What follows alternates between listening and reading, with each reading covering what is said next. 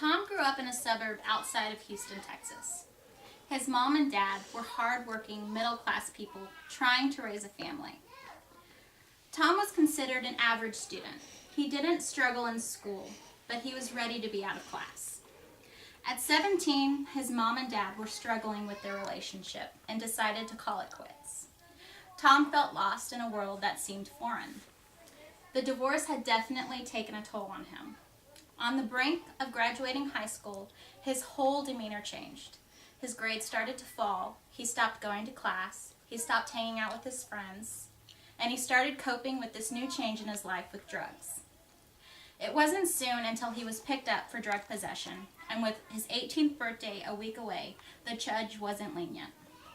He spent the next 10 years in a cycle of in and out of jail, trying to get a job, trying to keep the job, and trying to stay clean, until his addiction took over, and he found himself back in jail again.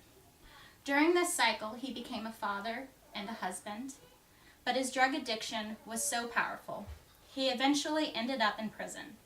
With lengthy drug offenses, the judge sent him away with a 5-year sentence. Prison was like being in a drug paradise. It was the easiest place to access drugs, and that's all he could do to escape the confinement. Tom received early parole for good behavior, but was right back in front of the judge after a month.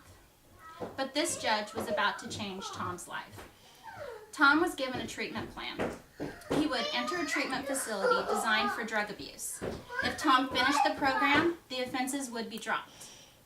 In all the years of Tom's drug abuse, he had never received therapy or counseling or seen a doctor specialized in drug addiction. This opportunity was right at his feet, and he took the treatment very seriously. He wanted to be clean. The treatment was a 12-month program that changed Tom's life. Tom's story is a prime example of why we should be focusing on treatment rather than imprisonment. In my speech, I will explain 3 main points that cover the belief that drug abuse is a disease of the brain, and how drug abuse is a public health issue, not one of law enforcement, and how a drug addict's life can change with treatment.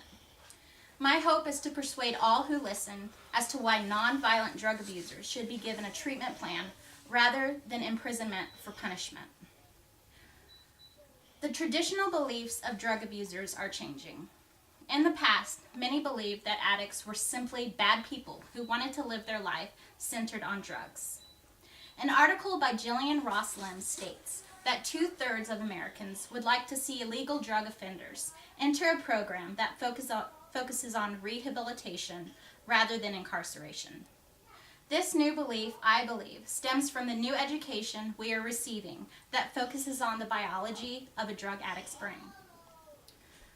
Scientific research has proven how drugs affect the brain, and with it, an individual's ability to reason clearly. Medical professionals understand that substances alter the neural networks, and in the case of relapse, many believe individuals are at the mercy of biology, despite their desire to change. In your handout that you received before the start of my speech, you can see how the brain changes from a normal brain to an abuser's brain in 1 week and after 3 months. Jill Kerskowski, the director of the White House Office of National Drug Control Policy, says that drug abuse is an issue, not a moral failing, but is a chronic disease of the brain that can be treated. Addiction is like other diseases. It is preventable, it is treatable, it changes biology, and if left untreated, it can last a lifetime. Punishment is the infliction of pain on a criminal. In 2011, UN Secretary General Ban Ki-moon said at a World Drug Report launch that drug-dependent people should not be treated with discrimination. They should be treated by medical experts and counselors. Drug addiction is a disease, not a crime. The majority of Americans continue to view drug abuse as a serious problem, but the way to handle this problem needs to change. With the knowledge of how a drug addict's brain works, do we think addiction is a social issue worthy of medical help or a crime deserving of punishment? A recent poll suggests that many Americans are beginning to perceive addiction as a brain illness that is an issue of public health, not one of law enforcement. It is an illness that needs to be regulated by doctors, not correction officers. Americans' opinion of government doing away with minimum mandatory sentences has increased. This shift in opinion addresses the wider question of how to deal with drug offenders in a way that will best help them and our communities, rather than simply lock them away. The U.S. Sentencing Commissioner proposed to decrease the recommended sentences for federal nonviolent drug crimes. The proposal reduces the average prison sentence by 11 months, and it would apply to nearly 70% of defendants in federal drug offenses. This would approximately cut 6,550 criminals from the system in the span of 5 years, and is geared towards the hope of reducing the cost of incarceration in overcrowded prisons. This is a wonderful idea, but only if these offenders are required to go through a specialized drug abuse treatment program. With no treatment available, drugs easily obtained, how can we expect our prison population to achieve and maintain sobriety? A drug offender treatment plan can be less expensive and cost-effective compared to incarceration. Many states have issued these treatment programs. Many states that have issued these treatment programs have seen decreases of prior offenders relapsing and ending up back in the same situation that got them there. Research nationwide shows that 70% of the 120,000 addicted individuals that enter treatment programs remain arrest-free. New York has implemented these treatment programs in every county in the state. In a 3-year study, they have saved $254 million in incarceration costs.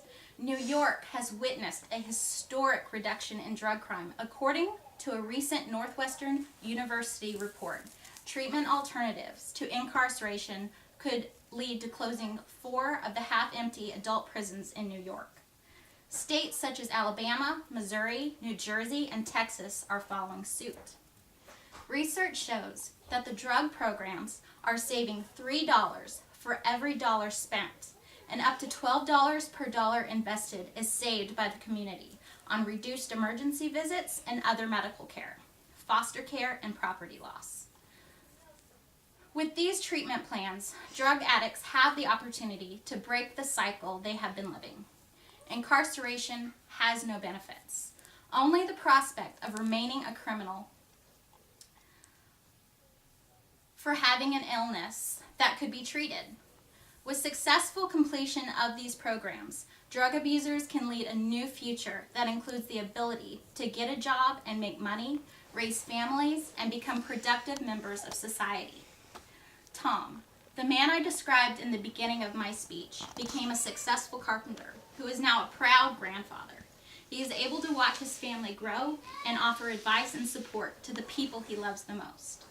The drug treatment his judge gave him honestly changed his life. With our knowledge that drug addiction is an illness that can be treated, more men and women like him can change the course of their lives too.